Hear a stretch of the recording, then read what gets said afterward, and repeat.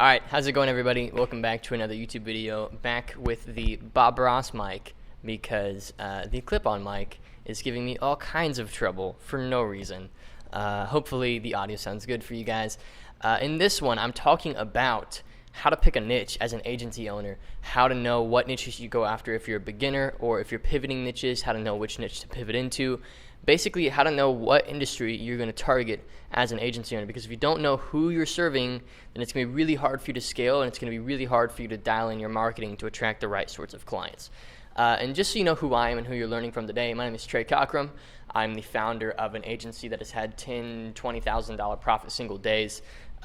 We are a very lean run agency right now. It's really just me and a couple contractors, and I like it that way, and that's where I want to stay. I serve people who sell online coaching or high-ticket consulting of any kind. We build them sales call funnels. That's my niche, so I know who I'm serving and how I'm serving them, right? And I want to talk about that in this video, but that's what I do. And if that would interest you even, you can look me up online or DM me on Instagram or check out our scheduling page where you can do that. I'm not meaning to turn this video into a plug for the agency though. But in this video, I want to show you how to pick your niche for your agency so you know who you're serving, so that when you speak about your agency, you can very articulately say, this is who I serve and this is how I serve them. Because if you don't have that, then it's going to be really, really, really hard for you to scale, because you won't have your elevator pitch down, and sometimes you won't even know what you're doing.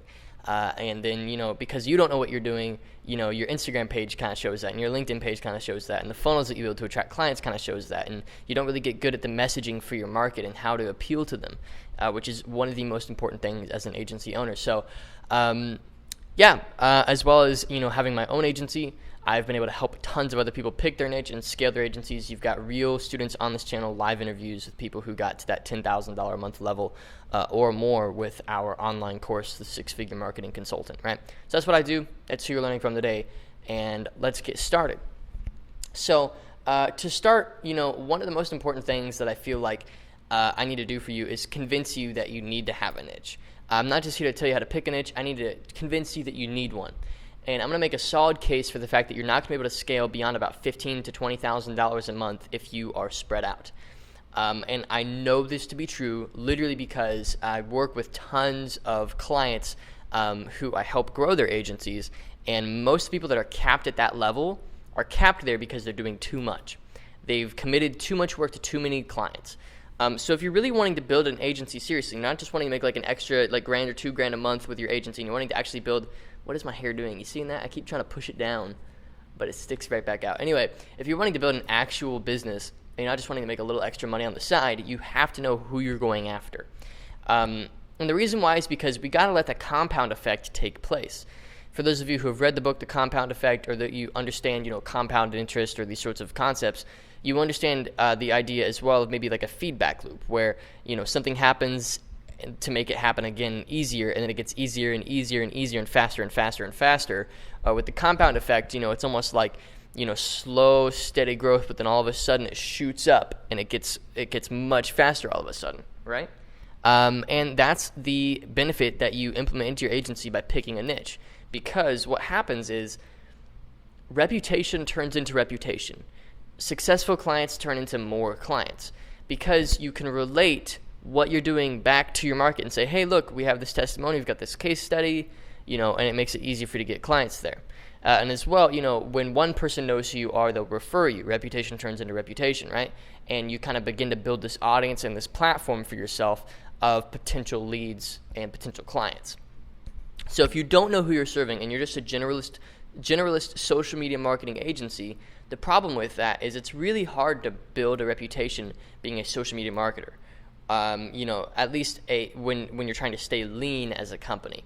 As a business, if you're really trying to keep profit margins high and you're trying to stay lean, if you're a generalist, then it's going to take a really, really, really, really big pipeline of potential clients for you to make any money. It's going to take a huge platform for you to make any money. I know personally people with, 1,000 friends on Facebook or 1,000 members in a Facebook group, and that group is literally a 7-figure income for them because they know who their niche is, they know how to bring them value, and they've filled that community with those people, right? And that's the power of picking your niche, is it lets you kind of narrow in who you're helping, it keeps you lean, and it lets the compound effect take place. Because what happens is if if you don't have a niche, the compound effect can't take place because it starts to ramp up, but then you get a client in a different niche, and it's like, oh, well, I'm going to go this way now. And then it starts to ramp up again, and then you get a different sort of a client, and it starts over again. It's you don't want this process to start over. You just want it to stay steadily climbing over a long period of time. So just commit to one thing and let it grow. So that's why you need a niche, is because without a niche, you are slowing yourself down massively. The other reason is delivering at scale is incredibly hard if you don't have a niche. You want to be able to do the same process for every client so that you can deliver predictably and at scale with a predictable sort of a result, right? So that way, instead of figuring out each client and having to get creative every single time a client comes in your pipe and hires you guys or pays you guys for your services, you just copy paste the same service you did for the last client. You got the funnel, you generally have the ad copies, you understand what you got to do, just copy paste, boom, boom, you got your workflow done, set, ready to rock. Does that make sense? So that's an important reason why you want to have a niche as well. So those are why you should have a niche. Now let me get into how to pick your niche, okay? And there's a couple things you're going to want to look for when you're picking your niche. And again, this is stuff that we cover in our 6-figure marketing consultant course. If you're a beginner agency owner, literally the first thing we do out the gate is help you know who you're going to help and how you're going to help them. Then we show you how you're going to attract them, and we're going to show you how to fill your calendar with potential sales meetings, get great on the phone, and then we're going to teach you how to deliver at scale so you can handle, 5 to 10 clients, right? That's what we do. And the first thing you notice in that chain is picking your niche. So that being said, how do you pick your niche? How do you know what to pick? Well, there's a few variables you're going to want to look at, and meaning like a few things you're going to want to consider when you're making this decision. First of all, you want to look at the scalability of the delivery in this niche, meaning how many clients can you take on in this niche before things break? And a good way to know how hard it is for you to keep getting results for clients is, like for example, how scalable is their business? Is there a cap to it? Is there a geographic cap? So for example, if you're serving dentists, there's only so many people you can get in like a 10-mile radius to come to a dentist. At some point, you cap out that market unless you're willing to do internal work on the dentist's business to come up with new offers to keep revenue coming in for them, which is something you could do. But that's a whole other conversation. So there's caps to different businesses. So you want to think about a business that has a very high cap, something that can scale really, really well so that you can deliver at scale. Does that make sense? So to make sure that the niche that you're going after with your agency has a high market cap, high industry cap, okay? Which is why I'm attracted to what I do, and I love serving coaches, is because or coaches or course sellers or consultants or whatever, is because it's such a easy high cap. Like, anybody and everybody could benefit from their services if you position the service right? So it's a lot easier to help them. The next thing you're going to want to look at is the saturation level of the niche. Now, I'm not saying inherently that because a niche is saturated that it's harder to go after. To be honest with you, actually, if a niche is saturated, it's saturated for a good reason. It's saturated because, a lot of people see that there's money there. And if there's money there and you're willing to go all in and figure out how to produce results for the clients that you'd potentially get in a saturated market, then you will make a lot of money because the business owners, the potential clients that you would be going after in that market are already aware of the reality of marketing and social media marketing because they're being sold it all the time.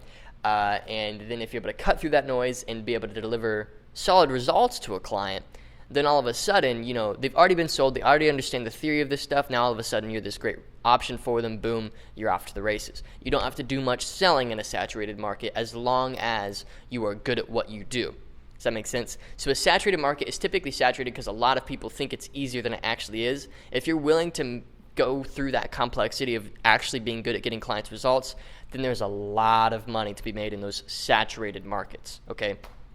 So you want to look at whether it's saturated or unsaturated. Is it like a new market that not a lot of people are going after, or is it a saturated market? If it's a new market, then you won't be having to compete much, but you're still going to have to figure out how to get results. And the main gap will be being able to sell to that industry and being able to convince them that what you have is actually worth it, right? So it's really you're picking one of two evils. One, figuring out how to get great results and cutting through the complexity of that. And two, convincing clients that it's even worth their money.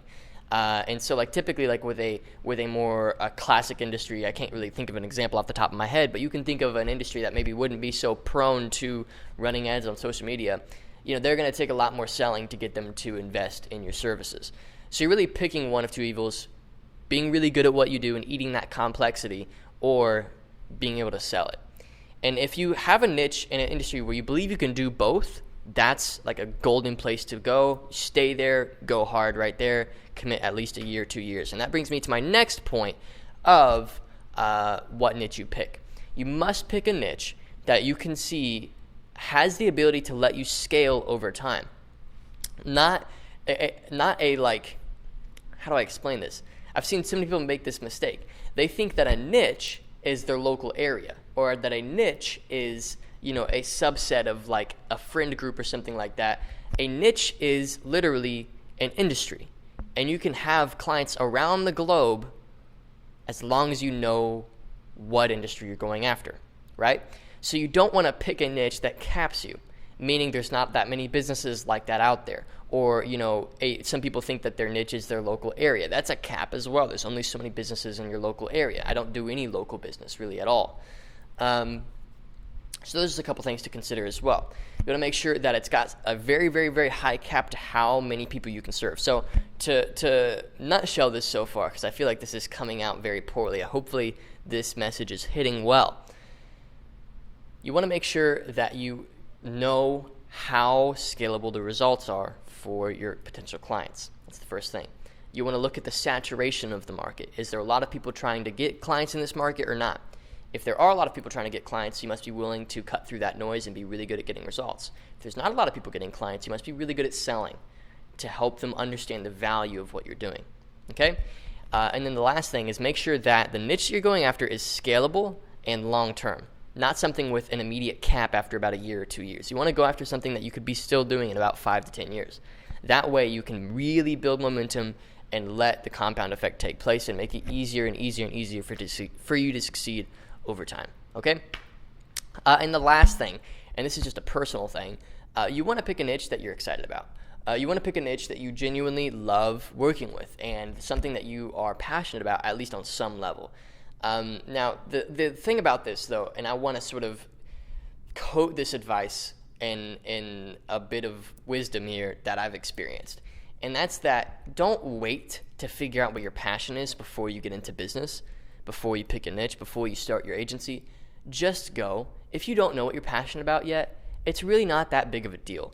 That's an interesting, totally counterculture thing that a lot of people would probably disagree with me on, and I understand if you do.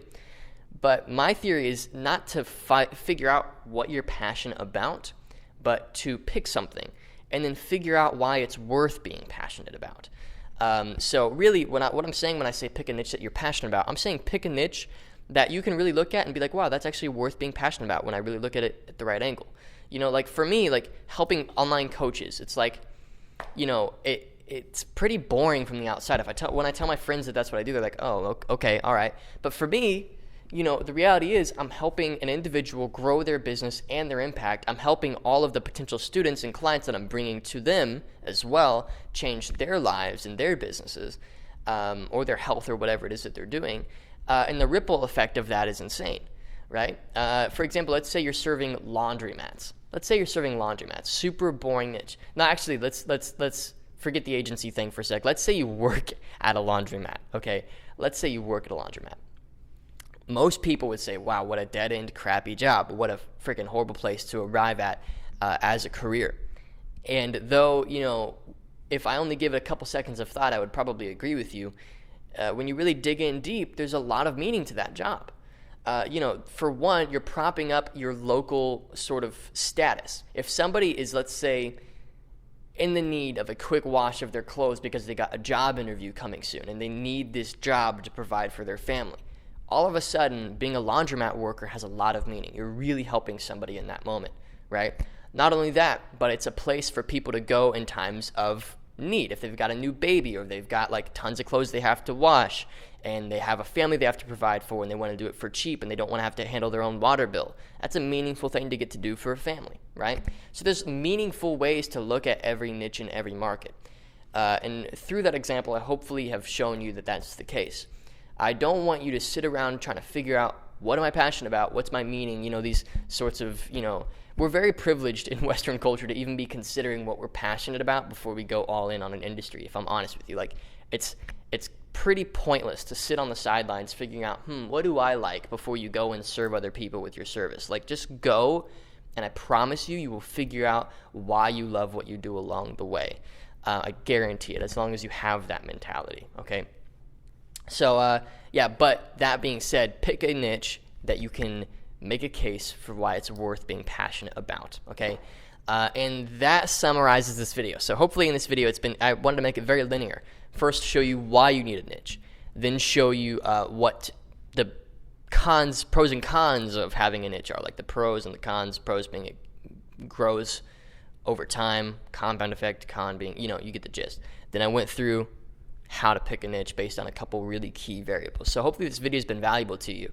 If you enjoyed it, leave a like down below, comment, everything like that. If you are interested in the 6-Figure Marketing Consultant course, you can actually get a preview of it. Click the link in the description. You can see what we teach, how we teach it, some of the students we've worked with. As well, you can preview some interviews with students that I've helped succeed through the program on this channel. You can do that as well. So that being said, thank you so much for watching. Hopefully you enjoyed, and I will see you in the next video.